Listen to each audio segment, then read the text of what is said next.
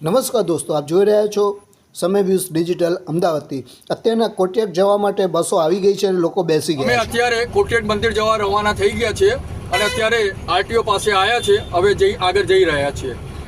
અને આજનો તમારો જે પ્રોગ્રામ છે એમાં શું કરવાના છો તમે? આજના પ્રોગ્રામને વિવિધ પ્રોગ્રામો છે અને ત્યાં જઈને બધાને એ કરવાનું છે, વરઘોડો કાઢવાનો છે ને એ છે।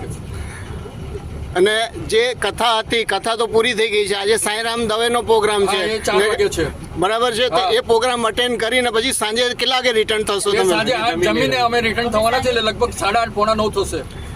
આ કોટિયાક ભગવાનનો જે પ્રોગ્રામમાં નરેન્દ્ર મોદી સાહેબનો જે લેટર આવ્યો છે, પછી મુખ્યમંત્રી સાહેબનો લેટર આવ્યો છે, તો તમે શું લાગણી અનુભવો છો? બસ બહુ દિલગીર છે અને જે એ થાય છે તો એના માટે સારું છે। આનંદ અનુભવીએ છીએ।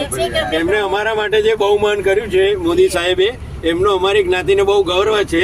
અને મુખ્યમંત્રી ભૂપેન્દ્રભાઈએ જે અમારી જ્ઞાતિ માટે જે કામ કર્યું એના માટે બી સરસ ખળાઈતા જ્ઞાતિને ગૌરવ છે।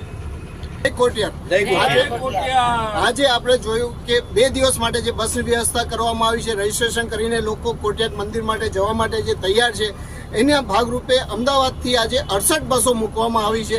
અને વિજયભાઈ ઠેકડી સાહેબે કોઈને તકલીફ ના પડે એના માટે સુંદર વ્યવસ્થા કરવામાં આવી છે। પહેલા દિવસે હું ત્યાં આગળ કોટિયાક મંદિર હાજર હતો, આજે કોઈ કારણવશ નથી જઈ શકતો, પણ મને ત્યાંના પલના સમાચાર મને મળતા રહે છે અને એ સમાચાર હું તમને પહોંચાડતા રહું છું।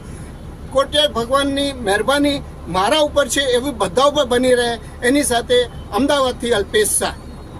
લોકોને બસમાં ઉત્સાહ એટલો હતો, લોકો સવારના 7 વાગ્યા પહેલાં આવી ગયા હતા નહીં ધોઈને। એટલે વિચાર કરો કે 7 વાગે આવી જાય અને બસમાં બેસી જાય અને પછી કોટિયાક મંદિર મોવડી પહોંચે।